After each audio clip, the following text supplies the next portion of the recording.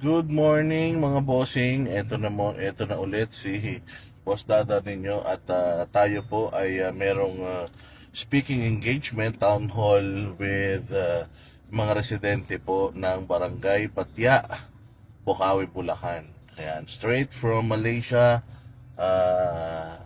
Tumuloy po tayo rito para kumbinsihin at ipakilala sa mga tao dito sa Bocaue, specifically dito sa Barangay Patya, kung sino po itong ating ikinakandidato na si Pastor Apollo Kibuloy. Kaya po kasama po natin yung mga transport group dito and yung mga barangay officials at saka yung mga residente dito para tayo'y kumatok sa kanilang mga puso at para bigyan nila ng chance si Pastor Apollo Kibuloy na mag-serve para sa mamamayang Pilipino. Kaya abangan ninyo yung vlog natin tungkol dito.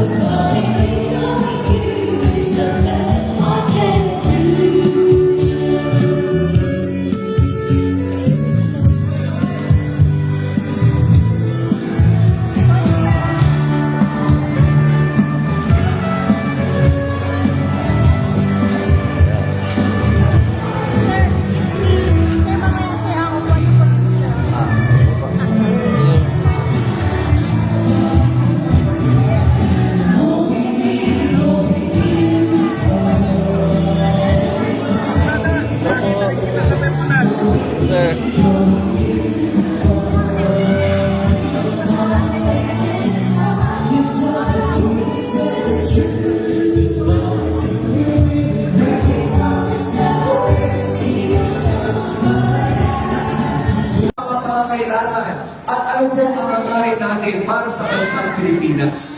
Tama po ba? So magsisimula na po tayo. Yung mga nandito po ngayon na binigyan po ng mga t-shirts, we would like to request po na kung pwede po masuot po natin. Ayan, at mga caps po natin, kahit po hindi masyado mainit or kahit wala po yung cap mamaya, at least naka-t-shirt po tayo. Ayan. At patuloy mo po ang pagpasok ng mga constituents ng Barangay Patya. So, iba't iba po tayo ng sekta na nandito ngayon. Meron po mga taga-Toda. At nandito din po ang ating mga leaders, ang mga senior citizens. And of course, we would also like to recognize walang iba kundi ang ating everyday namin na Barangay Patya, Barangay Captain, Honorable Inday Del Rosario. Palapanan kayo sila. Ayan. Kaya na pumunta po yung pulis. Kasi akala po nila merong mga kongresista na pupunta dito ngayon. May mga politiko. No? Nag-shock sila kasi ang mga nakita nila, kayo po. Mga ate, kuya, lolo, and lola. Kasi po ang gusto po ni Pastor Apollo Kibuloy ay ni Senator Pastor Apollo Kibuloy. Ito pong tao ito, isa po sa mga wanted ng Kongreso. Gusto po nilang buksain ang mga kritiko ng gobyerno kasi gusto po nila na lahat lumuhod sa kanila. Hinahanap po ito ng mga kapulisan. Ngayon po ay tatayo po sa inyong harapan. Ipapakilala at ialalahan ang mga plataforma ni Pastor Apollo Kibuloy. Isa po siyang sikat na vlogger dito sa bansang Pilipinas. Also known as Boss Dada. Tawagin po natin si Mr. Darwin Salceda. Palakpakan po natin siya. Magandang hapon, tanghali sa lahat ng mga taga-Barangay Patya sa Bocaue, Bulacan. Magandang hapon at maraming salamat kasi pinabayaan niyo kaming makakusap kayo ngayon kasi sobrang importante po ng mga impormasyon na ibibigay natin sa inyo. Maraming salamat din sa Barangay Chairman ng Barangay Patya, ni Barangay Chairman Del Rosario sa inyong pagpayag na magamit namin itong inyong napakagandang gymnasium. At palagay ko mas gaganda pa ito in the future. Yan. So, ako po ay Boss Dada sa YouTube and Facebook. Meron po kaming grupo na kung tawagin ay Banateros. ang aming pinuno, si Banat Bay. Sino ba sa inyo nakakakilala kay Banat Bay? Yan yung matapang na natira sa mga taga-suporta ni Pangulong Duterte. Kasi nung mga panahon na si Pangulong Duterte paalis na, sabi nga niya, nung ako'y papunta pa lang sa Malacanang, ang dami-dami namin. Pero nung patapos na ako, nung pauwi na kami ng matatapos na yung termino, paunti na kami ng paunti. Yun nga daw yung malungkot na katotohanan kasi kapag nasa kapangyarihan ka, ang daming taong lumalapit at gustong makipagkaibigan sa iyo. Pero pag wala ka na, napakinabangan ka na nila, wala na, nakakalimutan ka na nila. Ganun sa Pilipinas. Ang mga politiko sa Pilipinas, walang permanenteng kaibigan. Pero nandito po ako ngayon kasi ako po ay pinadala ni Pastor Apollo Kibuloy bilang kanyang tagapagsalita para yung kanyang mga gustong nais or mga nais niya para sa bayang Pilipinas ay maiparating sa inyo dahil nakakulong po ngayon si Pastor Apollo Kibuloy sa kadahilan ng unang-una sa lahat siya ay loyal. Importante po yung salitang loyal. Loyal na kaibigan ni Pangulong Duterte. Noong mga panahon na yung mga sumipsip kay Pangulong Duterte, noong siya'y paalis na, sumipsip na sa iba. At ang pinakamasaklap sa lahat, yung sinipsipan nila, yun yung nang-aabuso sa atin ngayon. Ako po, ang aking platform ay YouTube at Facebook. Ako po ay sumisita sa lahat ng mga pagnanakaw ng mga nasa gobyerno. Pero imbes na ayusin nila yung kanilang panunungkulan sa Pilipinas, ang ginagawa nila, pinatatawag kami sa Kongreso. Pinagpapaliwanag kami, bakit madami daw kaming sinasabi sa kanila na hindi maganda. Magre-reklamo ba tayo kung maganda ang ginagawa nila sa bayang Pilipinas? Magre-reklamo po ba tayo kung busog kayo? Magre-reklamo po ba tayo kung may programa kayo? 6 na taon ni Pangulong Duterte, wala siyang ibang prioritize kundi kayo. At pinataas ang pension ng mga senior citizens natin. Mga SSS pensioner, pinataas na yan. Ang sweldo ng mga pulis at sundalo, itinaas niya yan. Napakaraming mga constructions at napakaraming pong mga programa. Panahon ng pandemya, sarado ang buong mundo, walang perang pumapasok, nagsara lahat ng mga kapitbahay natin bansa, hindi nagbibigay ng tulong, pero buhay tayong lahat. Dahil magaling na leader si Pangulong Duterte at pinalibutan niya yung sarili niya ng magagaling na mga tagapag-advise. Ngayon, ang problema natin, nung umalis si Duterte, pinangakuan tayo, ginamit lahat ng mga resources ng mga Duterte dahil kaibigan ng mga Duterte si Pastor Apollo Kibuloy, pati si Pastor Apollo Kibuloy ginamit nila. Alam niyo po ba na 2 bilyong piso ang iginugol ni Pastor Apollo Kibuloy para maubos ang mga CBP-NPA, yung mga rebelde.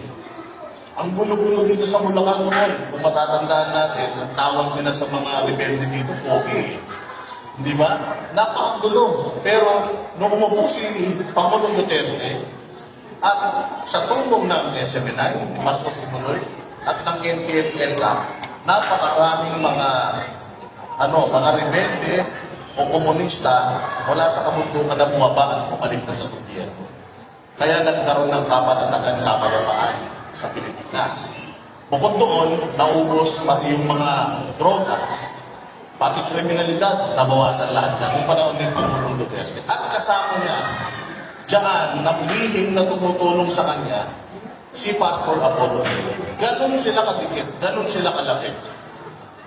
Sa sobrang lapit nilang dalawa, hindi nila kayang sirain ang mga Duterte, kaya inuna nila si Pastor Apollo. Bakit nakakulong si Pastor Apollo Kibuloy? Dahil meron siyang mga kaso. Yung mga kaso po niya, 4 na taon na pong na-dismiss. Pero ang ginawa nila, pinuhay nila. Lahat ng mga kaso na yan, ay bailable. Ibig sabihin, pwede po kayong magpiyansa, makakalabas kayo. Pero ang ginawa nila, binuhay nila yung kaso ni Pastor Apollo Kibuloy, na-dismiss na ng 4 na taon, dinagdagan pa nila na qualified human trafficking. Ibig sabihin nun, wala pong piyansa yun. Para po si Pastor Apollo Kibuloy, ma-hold nila.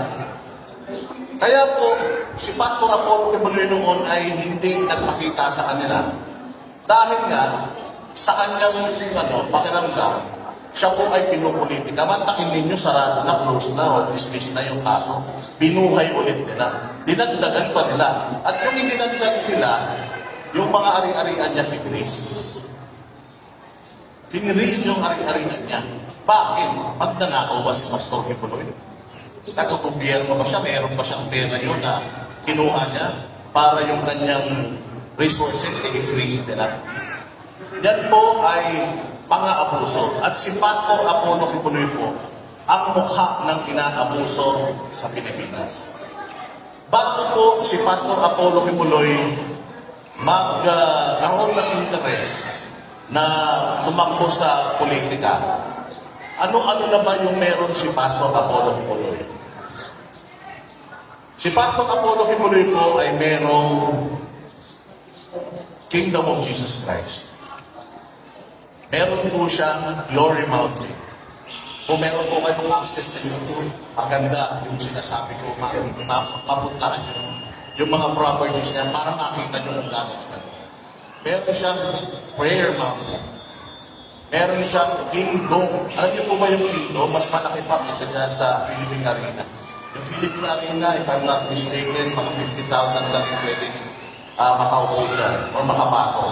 Pero sa Kingdom na pinapagawa ni Pastor Apollo Kibuloy, 75,000 seating capacity. Sobrang laki. Sa buong Asia, if I'm not mistaken, yan ang pinakamalaki na indoor na stadium. Meron po siyang eskwelahan, Jose Maria College, at 70% po ng mga estudyante dyan, mga scholar. Kahit anong relihiyon mo, Kristiyano ka, Muslim ka, basta ikaw ay nag-aaral dyan, at least 70% ng mga estudyante dyan ay scholar. Napakarami po niyang mga properties. Marami po siyang properties sa buong mundo. Mula dito sa Pilipinas, hanggang Amerika, hanggang Malaysia, Singapore, basta buong Pilipinas. Napakarami po niyang property or napakarami property ng Kingdom of Jesus Christ. Kaya yan po yung target ng gobyerno natin. Meron po bang kinuhang pera si Pastor Apollo Kibuloy sa gobyerno natin? Siya po ba ay pasahog ng gobyerno natin? Hindi. Pero bakit siya ay ginigipit? Dahil siya ay kaibigan ng mga Duterte. At ang mga Duterte ay kalaban ng current na namumuno dahil ang current na namumuno, ang importante lang sa kanila, manatili sa kapangyarihan. Kaya nga po may napinitong impeachment kay VP Sara. Dahil ayaw nilang makatapat si VP Sara sa 2028. Kaya kung ano-ano din yung mga ginawa nilang mga kaso para sirain si VP Sara. Alam naman ng lahat ng Pilipino kung anong klaseng politiko, anong klaseng mga tao ang mga Duterte. Ngayon, marami nagtatanong sa inyo, totoo ba yung mga kaso ni Pastor Apollo Kibuloy? Totoo ba yung mga naririnig natin sa social media? Totoo ba yung mga naririnig natin sa telebisyon? Ako po, personal na magsasabi, hindi totoo yan. Kasi nga po, yan po ay na-dismiss na, 4 na taon na po ang nakakaraan. Binuhay lang nila muli ngayon para pilain si Pastor Apollo Kibuloy. Para saktan ang mga Duterte. Ganun yun po ang katotohanan. At dinagdagan na lang po nila yan. At sumuko po si Pastor Apollo Kibuloy para harapin niya lahat ng yan at masettle yan once and for all. Ilan po ba yung nakikita nyo nagre-reklamo sa Senado? Ang dami. Pero kung tatanungin nyo, ilan ba kung nagsampa ng kaso kay Pastor Kibuloy? Isa lang. Sa dami na naninira sa kanya, isa lang yung nagsampa ng kaso sa kanya. At ang masaklang pa nito, wala pa silang ebidensya. Hindi na lang natin pwedeng pag-usapan yung estado ng kaso ngayon kasi nasa korte na yan. Pero ako po, hindi po ako miyembro ng Kingdom of Jesus Christ. Ako po ay solid na nagmamahal sa mga Duterte at solid na nagmamahal sa bayan natin Pilipinas. Inini ko po si Pastor Apollo Kibuloy dahil sa mga plataforma niya na zero corruption. Nagpapalimos yung kanyang mga miyembro. Hindi po sila namamalimos. Sila po ay nag-itinda para meron silang kitain at saan napupunta yung kinikita nila. Part nun napupunta sa pagkakawang gawa nila. Pagtulong nila sa hindi nila kasimbahan. Pagtulong nila sa Pilipinas. Diyan napupunta yung parte ng kinikita nila. Ganyan po ang disiplina ni Pastor Apollo Kibuloy. Naiahon niya yung kanyang simbahan from walang-wala po. Ganito. Lahat tayo nakilala natin si Pastor Apollo Kibuloy as mayaman na, di ba? Mayabo, kaunlad. Pero hindi niyo alam kung anong pinagdaanan ni Pastor mula nung siya ay nagsisimula hanggang sa siya ay umunlad. So paano susolusyonan ng mga nasa gobyerno ngayon yung problema ninyo kung hindi naman nila naranasan in the first place yung problema ninyo? Yan bang mga binoto niyong konsehal, gobernador, mayor, yan bang mga binoto ninyong congressman, senador, presidente, naranasan nila yung problema ang naranasan ninyo? Bayad sa kuryente, matrikula, bayad sa tubig, bayad sa upa ng bahay, pagkain sa araw-araw. Lahat po yan, hindi nila naranasan. Kaya hindi nila alam kung paano susolusyonan yung problema. Yun po ang katotohanan. Kaya po, ako po, kumakatuklo ako sa inyong mga puso, nagpun po natin ng chance. Hindi lang po si Pastor Apollo Kibuloy, yung 8 pang kanyang kasama sa pagbibilaban. Sabi nila si Pastor Apollo Kibuloy masamang tao. Pero sinasabi din nila na si Duterte pumapatay ng masamang tao.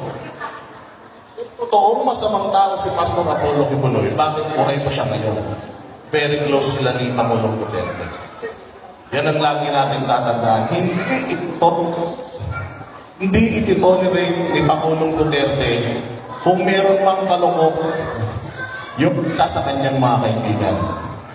Yan ang brand ng mga Duterte. Kami po plataforma ni Pastor Apollo Kibuloy, meron po siyang 70 panukala na siya ay nakakulong ngayon. Imagine ninyo kung ay makakalabas, siya ay papayagan ng korte para makapagpiyansa. Mas marami po siyang magagawa. At kung siya po ay magiging senador, mas marami po magagawa. Alam po niya kung ano ang problema ninyo. 5 lang po yan, importante sa lahat. Unang-una, pagkain. Pangalawa, edukasyon. Pangatlo, peace and order. Pang-4, healthcare. Pang-5, trabaho. Pag tinamaan mo lahat yun, lahat ng problema natin may solusyon. Kabit-kabit na lahat yan. Yung iba kung ano-anong batas ang ginagawa. Pero yung batas na pangmahirap, wala masyado. Hindi si Pastor Apollo Kibuloy yung tipo ng tao na magbibigay ng ayuda. Tapos pag naubos na yung ayuda, wala na. Balik na naman tayo sa dati natin problema. Napansin niyo po ba yung mga nag-perform kanina? After po nila mag-perform, meron na naman silang ginaganapan na iba-iba nilang mga trabaho. Si Pastor Apollo Kibuloy, hindi kanya po bibigyan ng isda. Tuturuan kanya kung papaano mag-isda. At nandito naman po tayo ngayon mga boss sa Giginto, Bulacan, kung saan dito naman po tayo sasagot sa mga katanungan ng mga residente ng barangay dito sa Giginto, Bulacan. Kanina nanggaling po tayo sa Barangay Batya, ngayon naman po sa Bukawi, ngayon po nandito naman tayo sa Giginto, Bulacan. And dito na po ang huling stop natin for today. Ano po tayo, ipaiintindi po natin sa kanila at kakatok tayo sa kanilang mga puso para bigyan nila ng puwang ngayong darating na eleksyon, number 53, Pastor Apollo Kibuloy sa Senado.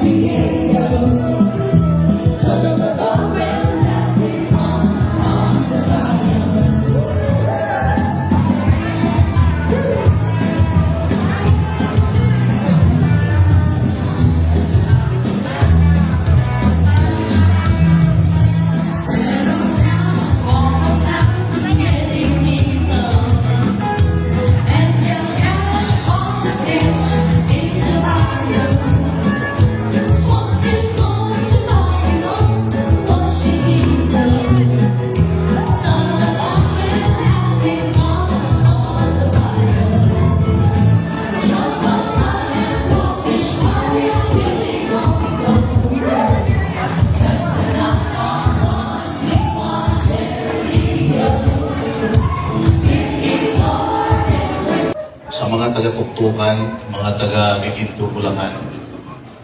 Maraming salamat po sa Barangay Chairman ng Barangay Tuktukan. Pinagyan tayo ng pagkakataon para ipakilala sa inyo yung kandidato ni Pangulong Duterte sa PDP laban na si Senator Pastor Apollo Carion Quibloy.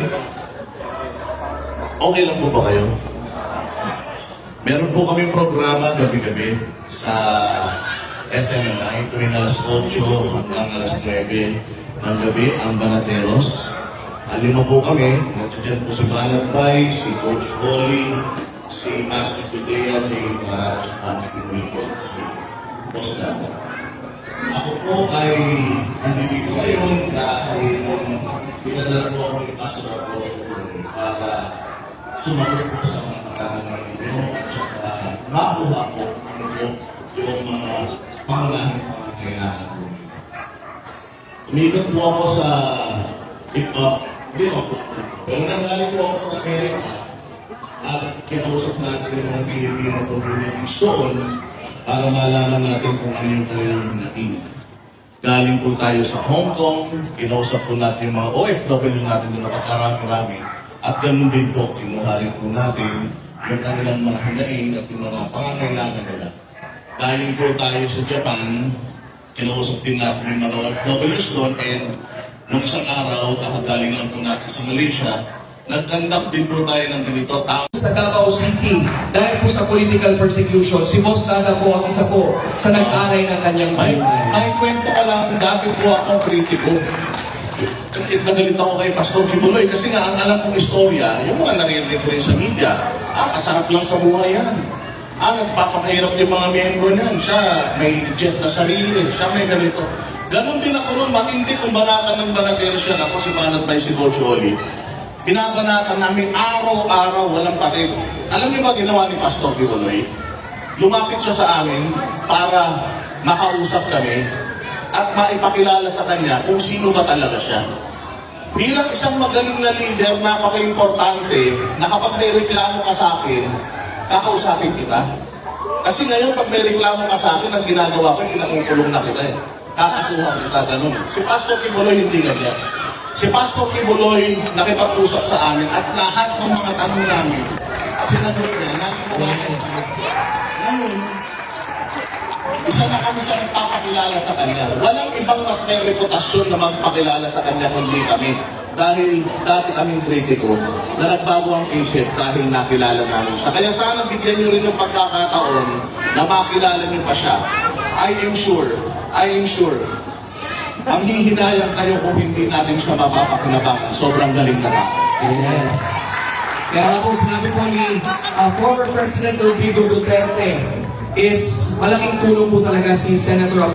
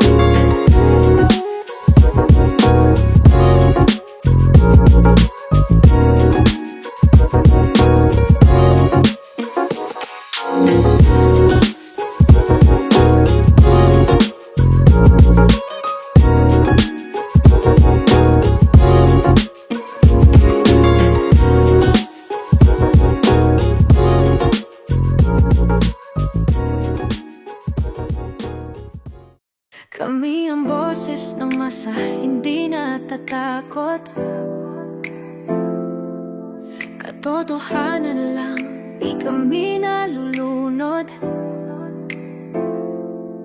Walang bahid ng sismis, lahat ay totoo.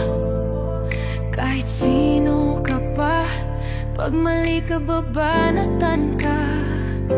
Walang pinipili kulay, wala kaming kinikilingan. Basta para sa bayan, kami lalaban. Pag tama palakpakan, pag mali banatan. Di matitinag, di matatakot, para sa bayan tuloy ang sigaw. Sa harap ng kamera, walang halong takot. Mga baluktot, lahat kayo'y